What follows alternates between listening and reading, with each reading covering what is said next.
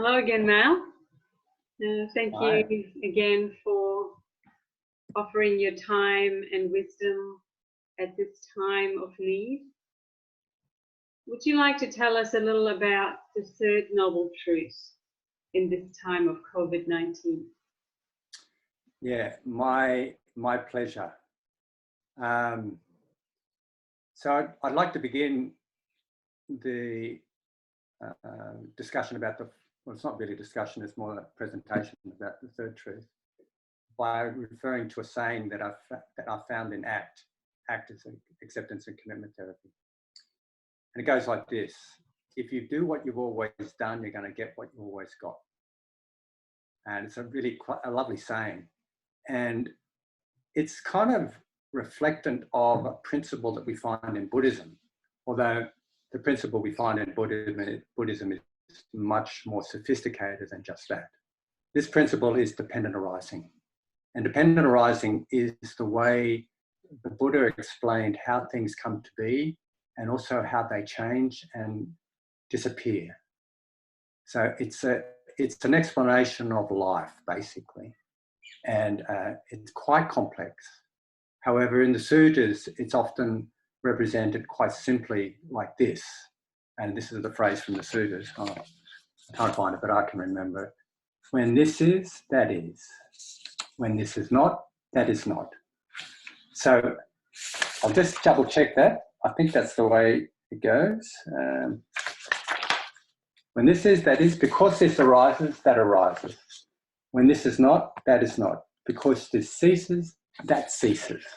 So now we come to what Nibbana is about. Nibbana or Nirvana is usually the name for the third noble truth. Nibbana usually means freedom. It technically means no dukkha.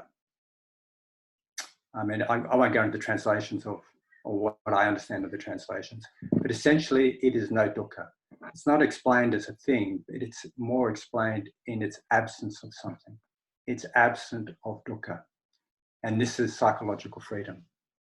So these principles, when this is, that is. When this is not, that is not. When, hold on, I'll read it again. When this is, that is. Because this arises, that arises. When this is not, that is not. Because this ceases, that ceases. So if you think about the causes of dukkha as arising with the tendencies towards greed, ignorance, and hatred, then if there was no greed, if there is no greed, if there is no ignorance, if there is no hatred, then there is no dukkha. When this is, when that ceases, that also, when this ceases, that also ceases. So in essence, this third truth is the realization of no dukkha. And if we come to COVID-19 now, and the various manifestations I've been talking about in terms of the suffering of COVID-19, like social isolation, depression, anxiety, the very manifestation of this disease, we can think about it in these terms. If there's no greed, human greed breaking down, human greed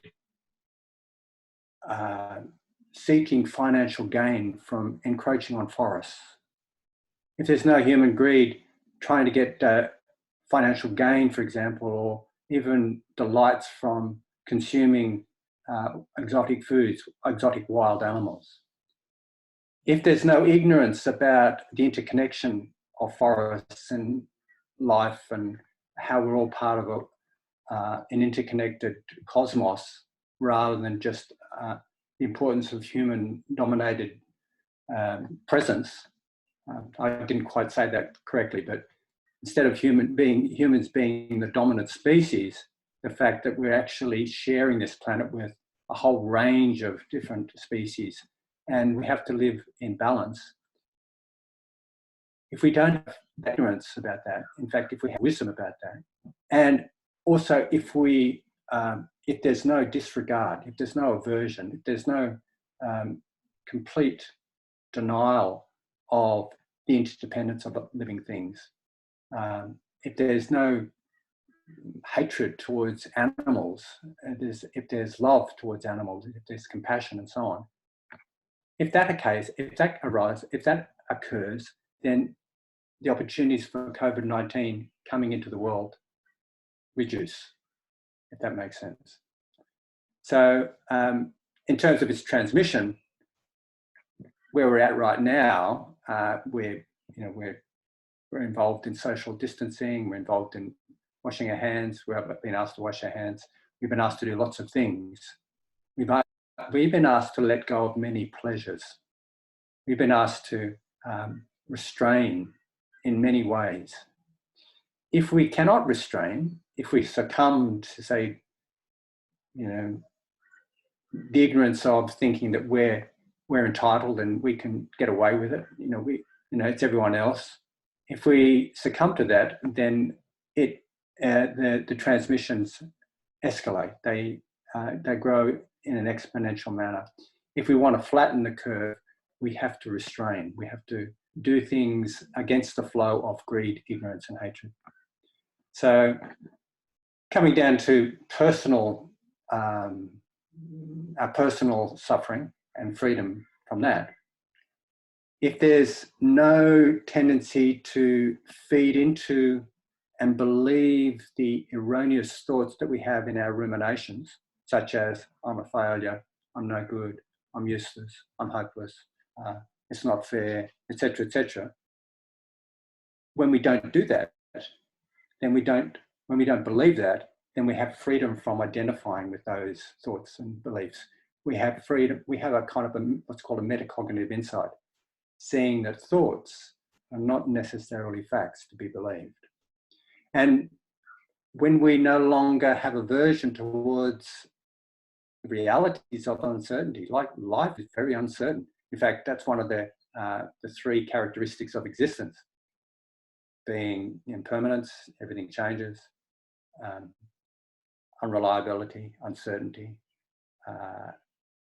and also emptiness. Uncertainty, sometimes it's called dukkha as the second characteristic of existence. But it is the way things are. We can never be really totally 100% sure of what's going on.